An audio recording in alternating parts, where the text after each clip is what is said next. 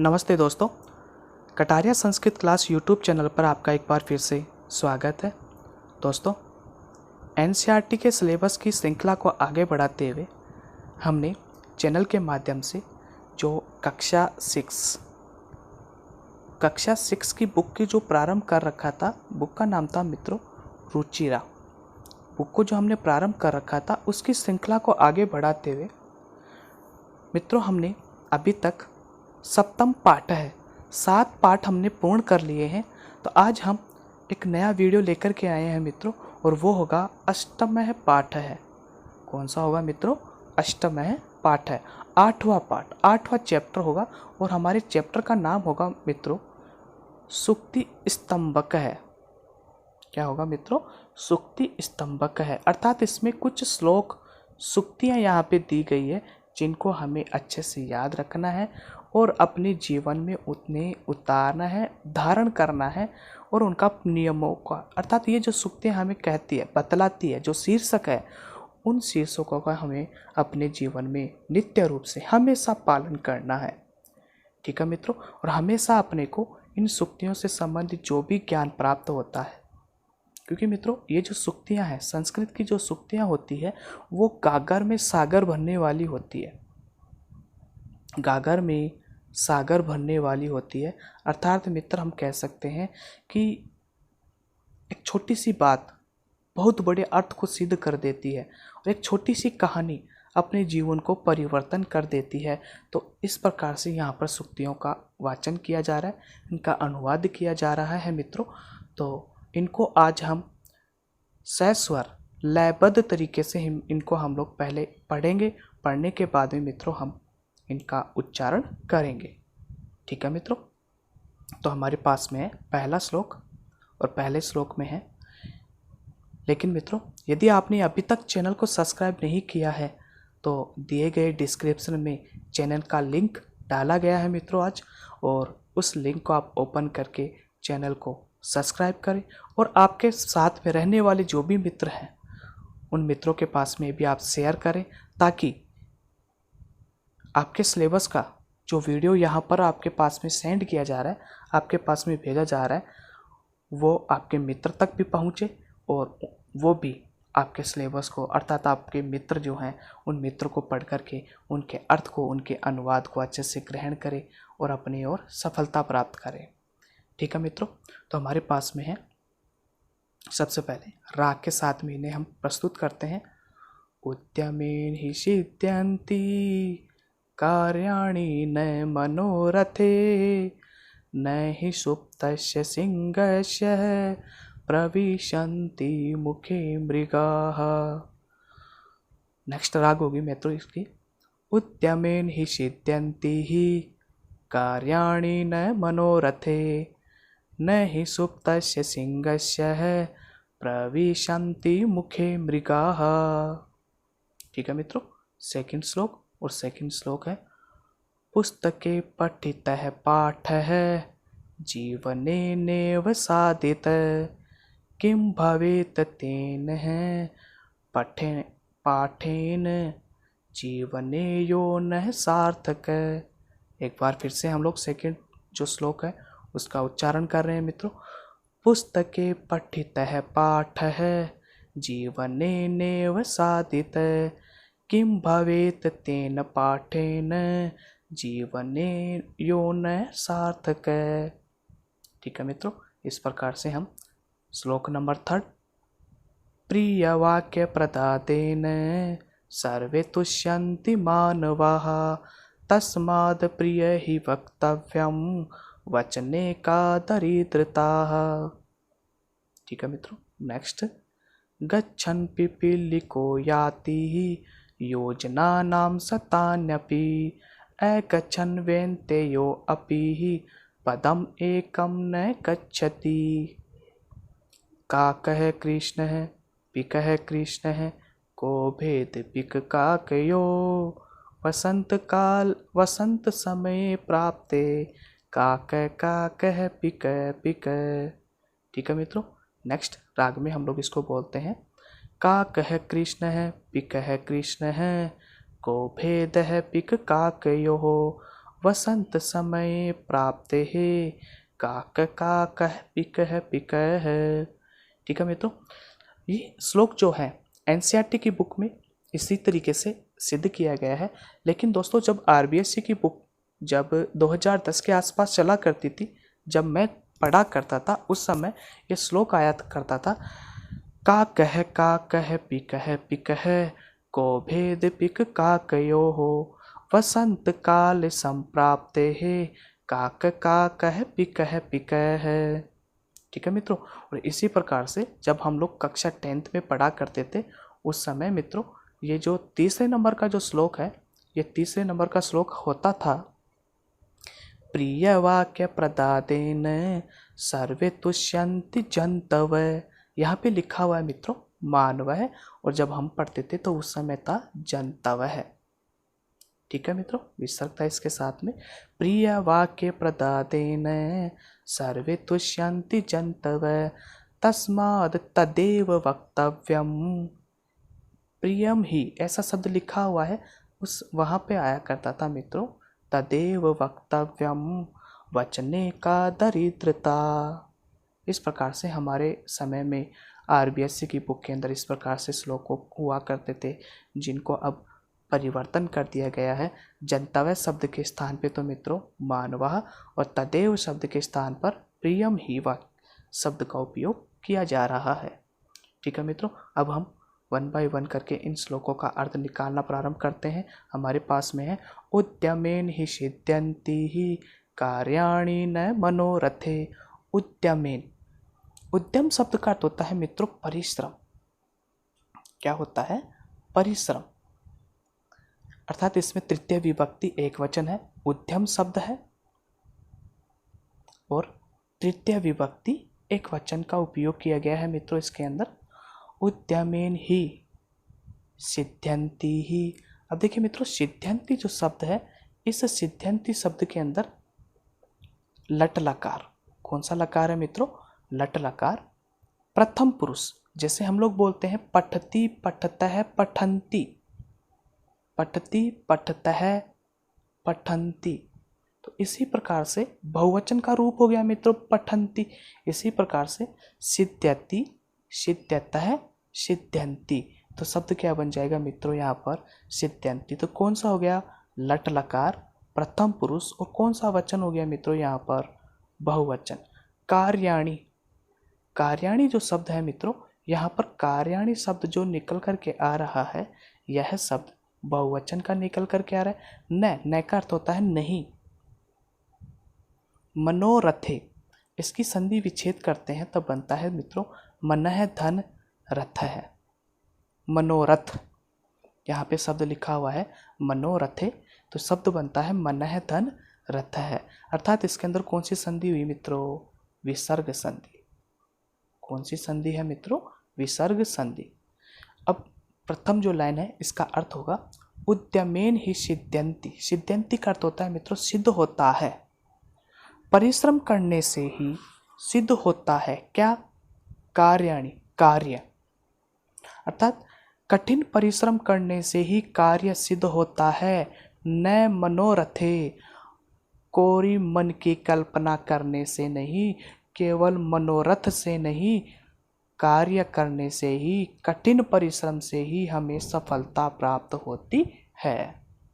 ठीक है मित्रों, फर्स्ट लाइन का अर्थ निकल करके आया कि उद्यमेन ही सिद्ध्यन्ति कार्याणि न मनोरथे, अर्थात कठिन परिश्रम करने से ही कार्य सिद्ध होता है, कार्य की सफलता प्राप्त होती है, केवल मन की इच्छा करने से नहीं या मनोरथ करने से नहीं। नेक्स्ट, न ही सुप्तस्य सिंहस्य। क्या है मित्रों? न, नहीं, सुप्तस्य। सुप्तस्य शब्द जो है वह है मित्रों सुप्त शब्द है, शय शब्द लगा हुआ है, यानी कि षष्ठी विभक्ति और एक वचन का रूप है मित्रों। यानी कि इसका अर्थ हम लोग निकालेंगे का के की, का के की। अर्थात सुप्त, सुप्त शब्द का अर्थ होता है मित्रों सोना। सुप्त शब्द का अर्थ क्या होता है? सोना। स्लीपिंग, सोना वो नहीं मित्रों जो कानों में कुंडल पहनते हैं, वो नहीं।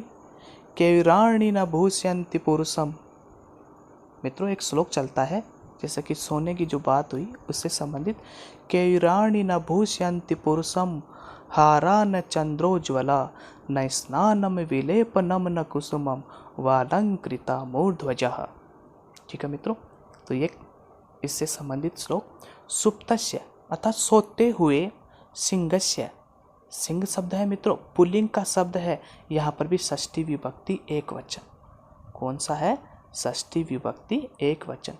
अर्थात सोए हुए शेर के मुंह में कभी भी प्रविशंति, प्रविशंति शब्द का अर्थ होता है प्रवेश करना, प्रवेश करना। सोए हुए शेर के मुंह में कभी भी प्रवेश नहीं करती है। कहाँ पर? मुखे, मुख में। मृगा, मृगा शब्द जो है मित्रों वो उसका अर्थ होता है हिरण। अर्थात सोए हुए शेर के मुंह में कभी भी हिरण प्रवेश नहीं करती है। यदि शेर को यदि भोजन चाहिए तो नित्य रूप से उसे क्या करना पड़ेगा मित्रों? शिकार करना ही पड़ेगा। ठीक है मित्रों, दोबारा से देखते हैं। उद्यमेन ही सिद्ध्यन्ति कार्याणि न मनोरथे, अर्थात कठिन परिश्रम करने से ही कार्य की सिद्धि प्राप्त होती है, सिद्धि प्राप्त होती है, केवल मन की कल्पना करने से नहीं। क्योंकि शेर जो होता है मित्रों वो जंगल का राजा होता है। ठीक है, अब देखिए मित्रों, जब शेर जंगल का राजा है तो वो किसी भी जानवर को, किसी भी पशु पक्षी को आसानी से, आराम से वो खा सकता है, क्योंकि वो एक जंगल का राजा है। इसीलिए कहा जाता है कि चाहे शेर क्यों ना हो, सोए हुए शेर के मुंह में कभी भी हिरण प्रवेश नहीं करती है, क्योंकि राजा होने के बाद भी उसे परिश्रम तो करना ही पड़ेगा। परिश्रम, परिश्रम का मतलब हो गया मित्रों शिकार, अर्थात उसे शिकार करना ही होगा। और शिकार करने के बाद भी उसे किसकी प्राप्ति होती है मित्रों? भोजन की प्राप्ति होती है। चाहे राजा हो, चाहे रंग हो, चाहे फकीर हो, चाहे कैसा भी व्यक्ति हो, उसे कठिन परिश्रम करना ही होता है, तभी वह व्यक्ति सफलता को प्राप्त कर सकता है। ठीक है मित्रों, देखिए मित्रों ये जो श्लोक आया, इस श्लोक के अंतर्गत एक छोटी सी कहानी। देखिए मित्रों, जब पर्वतारोही जो होते हैं, अर्थात पहाड़ों पे चढ़ने वाले जो होते हैं, उनको तो आपने सुना ही होगा, उनको तो आप लोगों ने देखा ही होगा।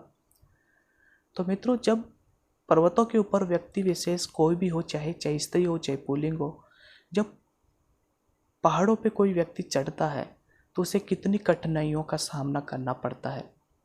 ठीक है मित्रों, क्योंकि वो कठिनाइयों का सामना करते करते करते करते एवरेस्ट की चढ़ाई तक कर जाते हैं वो व्यक्ति। क्यों किया मित्रों? क्योंकि उन्होंने कठिन परिश्रम किया।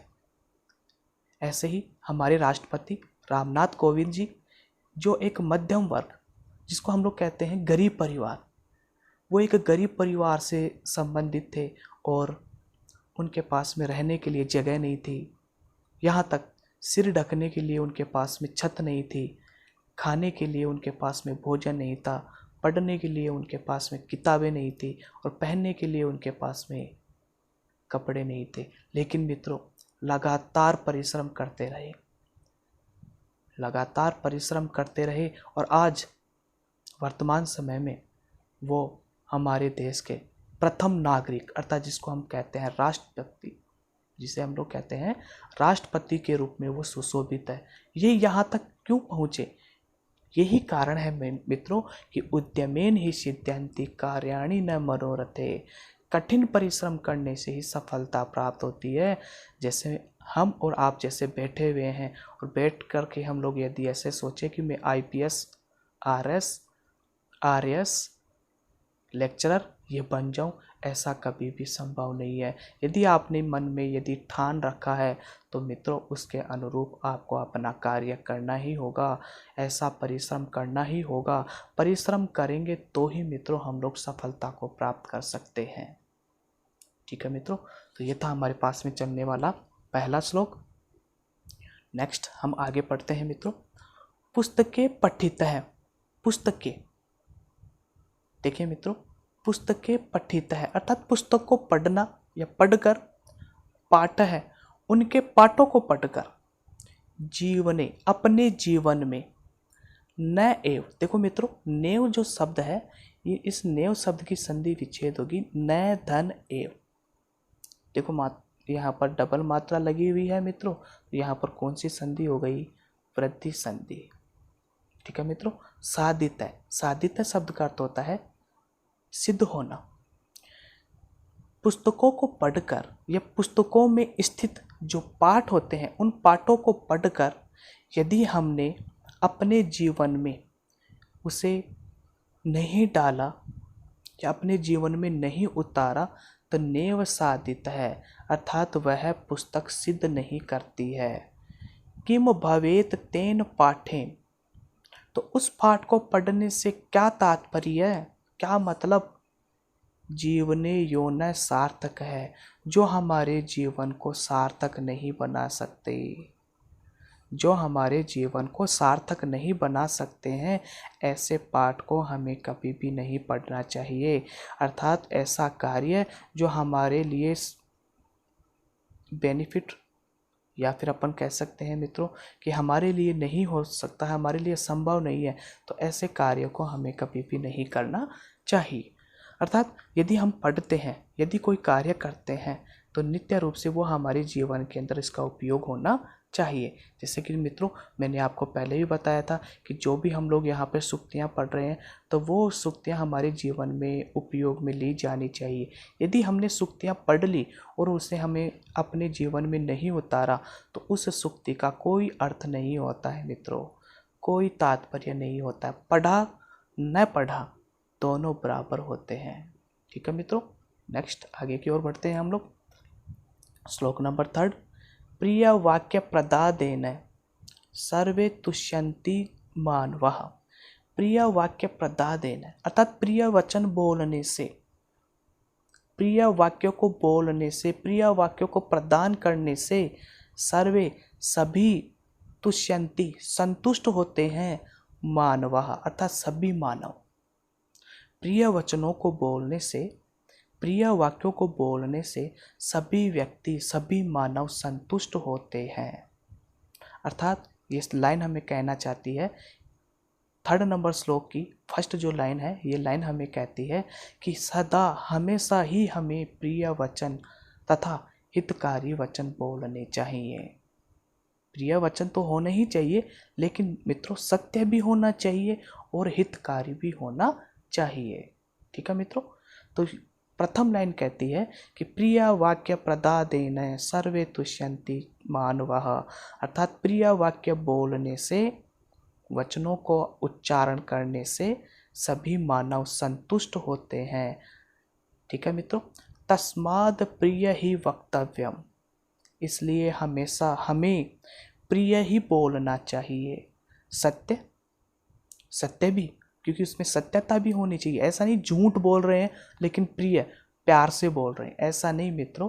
सत्य होना चाहिए और प्रिय वचन होने चाहिए, क्योंकि वचने का दरिद्रता, क्योंकि ऐसे प्रिय वचन बोलने से, ऐसे मधुर वचन बोलने से कोई भी व्यक्ति गरीब नहीं होता है। अर्थात वह कभी भी हानि को प्राप्त नहीं करता है, कभी भी गरीब नहीं होता है। क्योंकि वचनों से क्या दरिद्रता, वचनों से क्या दरिद्रता। तो दोस्तों इस श्लोक को हम लोग फिर से इसका अनुवाद निकालते हैं। प्रिय वाक्य प्रदादेन सर्वे तुष्यन्ति मानवः, अर्थात प्रिय वचनों को बोलने से सभी जो मानव होते हैं वो सभी मानव तुष्यन्ति संतुष्ट होते हैं। तस्माद् प्रिय ही वक्तव्यम, इसलिए हमें हमेशा ही प्रिय तथा सत्य वचन ही बोलने चाहिए, क्योंकि वचने का दरिद्रता, क्योंकि वचनों को बोलने से, प्रिय वचन बोलने से कभी भी कोई भी व्यक्ति गरीब नहीं होता है। ठीक है मित्रों, इसलिए दोस्तों मित्रों जो भी वीडियो को सुन रहे हैं वो आज से ही प्रिय वचनों को बोलना प्रारंभ करें। अब नेक्स्ट 4th नंबर का श्लोक, और 4th नंबर का श्लोक हमारे पास में है कि गच्छन पिपीलिको याति। गच्छन, गच्छन शब्द का अर्थ होता है मित्रों जाती हुई, चलती हुई।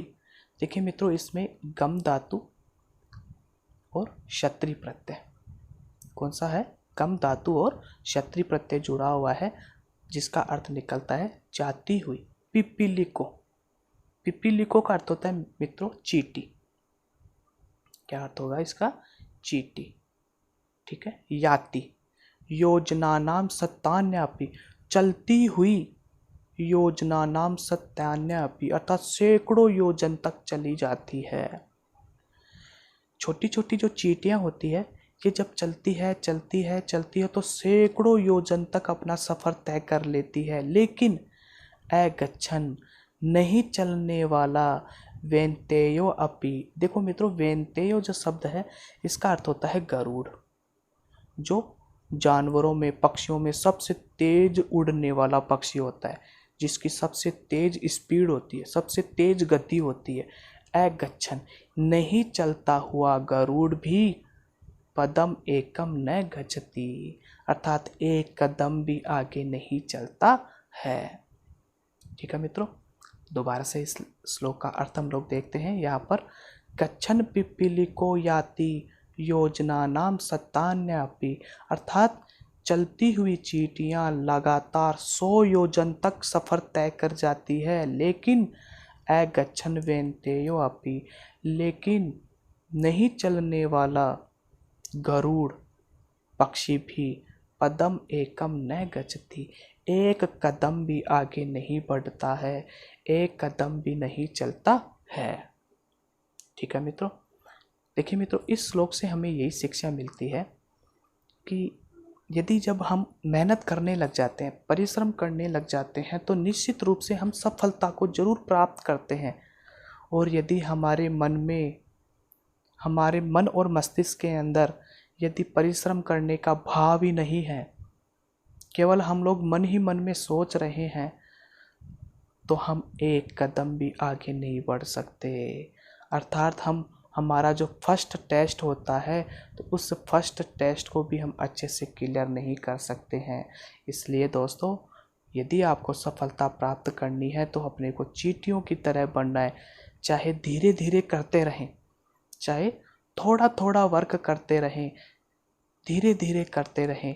धीरे धीरे कर्मना धीरज सब कुछ होय, माली सींचे 100 घड़े तो ऋतु आए फल होय। अर्थात जब एक माली धीरे धीरे पेड़ को पालता है, उसे बड़ा करता है, फिर बड़ा करता है, फिर बड़ा करता है, एक समय वो ही पेड़ उसे अच्छे से फल देने लग जाते हैं। इसी तरीके से मित्रों, हमें अपना कार्य धीरे धीरे करते रहना चाहिए। जैसे कि दोस्तों, मैं यहाँ पर आपके सामने एक और एग्जाम्पल, जैसे कि आप कहें खरगोश और कछुए की जो कहानी थी, खरगोश और कछुए की जो कहानी थी, हेयर एंड टोटोइस जो स्टोरी है, उस स्टोरी को यदि हम लोग स्मरण करें, याद करें, तो उस कहानी का जो शीर्षक है यही निकल कर के आता है कि हमें चाहे कार्य करना चाहिए, चाहे धीरे धीरे करें, लेकिन लगातार कार्य करते रहना चाहिए, उसी से ही सफलता प्राप्त होती है। ठीक है मित्रों, अब इसके बाद में हमारे पास में इस चैप्टर का 8वें पाठ का अंतिम श्लोक निकल कर के आता है। काकः कृष्ण, काकः कौवा, कृष्ण का अर्थ होता है मित्रों काला, कौवा भी काला होता है। पिकः कृष्ण, और कोयल भी काली होती है। को भेद पिक काकयो, अर्थात को भेद पिक काकयो, कोयल और कौवे में कोई भेद नहीं होता है।